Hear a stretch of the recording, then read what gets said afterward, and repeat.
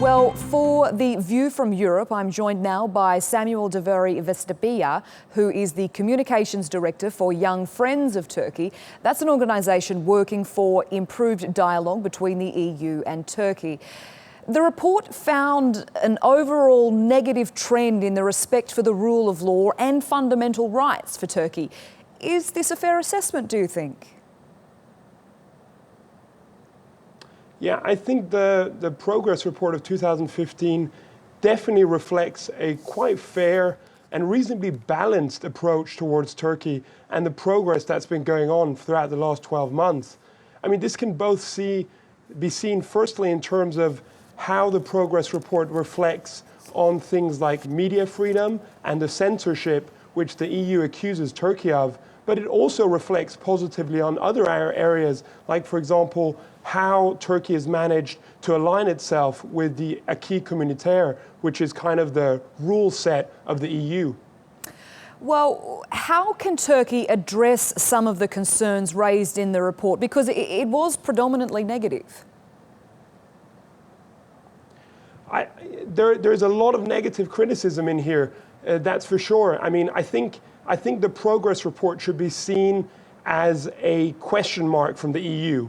The AKP has won a single-party majority government, as we saw in the recent elections, and now the EU has kind of passed the ball on to Turkey, asking what will happen next. You now have 4 years.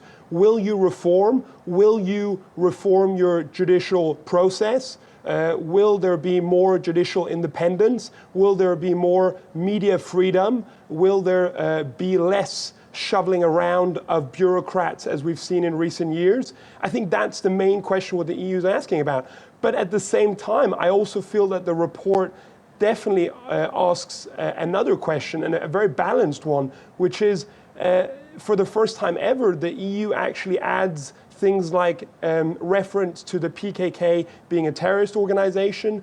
They add things like the fact that that the EU should be playing a much bigger role in terms of refugees, and they're thankful to this. That's an important aspect as well, not to be forgotten. Samuel, you touched on a really important point, that the EU has essentially now passed the ball to Turkey, and it is up to Turkey to make its next move. In your professional opinion, do you see the Turkish government taking notice of these recommendations, implementing any changes, and possibly having the chance to join the EU?